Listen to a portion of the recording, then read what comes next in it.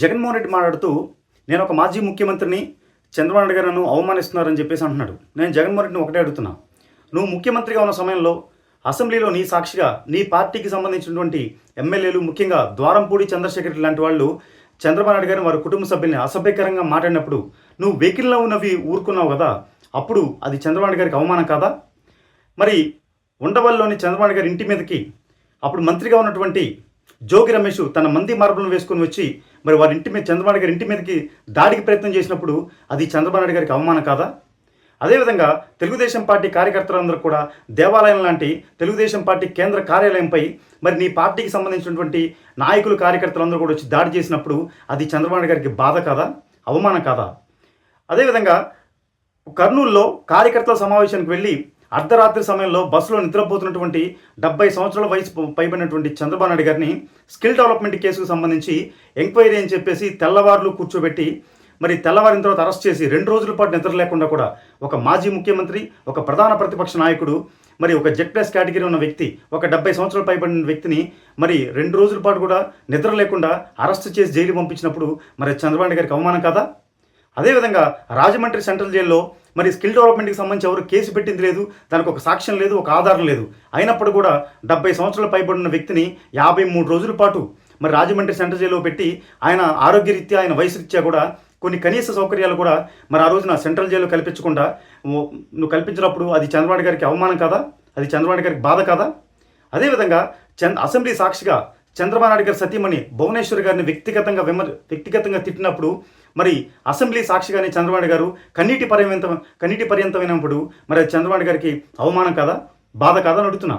అదేవిధంగా నీ పార్టీకి సంబంధించినటువంటి మంత్రిగా ఉన్నటువంటి రోజా ఆ రోజున లోకేష్ గారిని మాలోకం అని చెప్పి, పప్పు అని, చీర గాజులు పంపిస్తానని చెప్పేసి అసభ్యకరమైన మాటలు మాట్లాడినప్పుడు అది లోకేష్ గారికి, చంద్రబాబు గారికి బాధ కాదా, అవమానం కాదా? అదేవిధంగా లోకేష్ గారు యువగళం పాదయాత్ర పేరుతో రాష్ట్ర వ్యాప్తంగా తిరుగుతున్న సమయంలో నువ్వేదైతే ఫ్రెండ్లీ పోలీసింగ్ అన్నావో అది ఓన్లీ వైసీపీ ఫ్రెండ్లీ పోలీసింగ్ ఉన్నటువంటి పోలీస్ వ్యవస్థను మొత్తాన్ని అడ్డు పెట్టుకొని మరి యువగళం వాలంటీర్ల మీద కేసులు పెట్టడం, లోకేష్ గారిని అడుగడుగున ఆప్ చేసినప్పుడు, ఇబ్బందులు పెట్టినప్పుడు మరి అది చంద్రబాబు గారికి, లోకేష్ గారికి అవమానం కాదా లేదా బాధ కాదా అని అడుగుతున్నా. ఇవన్నీ చూసుకుంటూ కూడా చంద్రబాబు గారు, లోకేష్ గారు కూడా మరి 5 సంవత్సరాల పాటు పడిలేచిన కెరటంలాగా వచ్చి దాదాపు 2024 ఎలక్షన్స్కి కూటమితో ముందుకొచ్చి 164 సీట్ల భారీ విజయాన్ని మరి కూటమి సాధించడంలో చంద్రబాబు నాయుడు గారు, లోకేష్ గారు చేసిన కృషి అలాంటిది. మరి అదేవిధంగా 151 సీట్ల నుంచి కూడా నిన్ను 11 సీట్లకి పరిమితం చేసి ప్రధాన ప్రతిపక్ష హోదా కూడా నీకు లేకుండా నిన్ను మూల కూర్చోబెట్టారు చూసావా, అదే నీకు నిజమైన అవమానం, అదే నీకు నిజమైనటువంటి బాధ తప్ప ఇది అవమానం కాదు, ఇది బాధ కాదు. ఎందుకంటే 30 సంవత్సరాల పాటు నేనే అధికారంలో ఉంటా, నేనే ముఖ్యమంత్రిగా ఉంటానని ప్రగల్భాలు పలికినటువంటి నిన్ను 151 సీట్ల నుంచి 11 సీట్లకి పరిమితం చేసేలాగా చంద్రబాబు నాయుడు గారు, లోకేష్ గారు రాజకీయం చేశారంటే అదే నీకు ఆ రోజునే 11 సీట్లకి పరిమితమై ప్రధాన ప్రతిపక్ష హోదా కోసం వెంపర్లాడుకుంటూ తిరుగుతున్నావు చూసావా, అది నిజమైనటువంటి అవమానం. ఇవేమీ కాదు.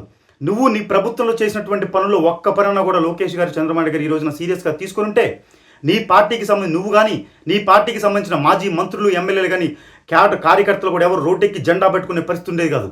నువ్వు తాడేపల్లి ప్యాలెస్ వదిలి బెంగళూరు ప్యాలెస్కి వెళ్ళేవాడివి. నీ పార్టీకి సంబంధించిన వాళ్ళు మొత్తం పక్క రాష్ట్రాలకి చెట్టుకు పట్టుకు వెళ్ళినట్టు వెళ్ళిపోయేటోళ్ళు.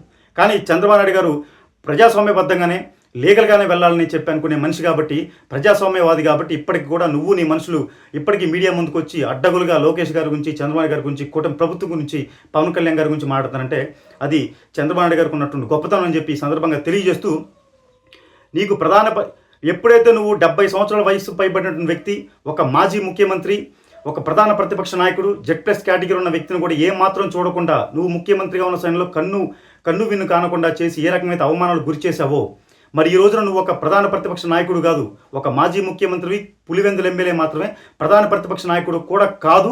నీకు అది హోదా కూడా ప్రజలు తీసేశారు. అదే నీకు నిజమైన అవమానం తప్ప చంద్రబాబు గారు, లోకేష్ గారు, ఈ కుటుంబ ప్రభుత్వం ఎటువంటి అవమానం నీకు చేయట్లని చెప్పి జగన్మోహన్ రెడ్డి తెలియజేస్తున్నా.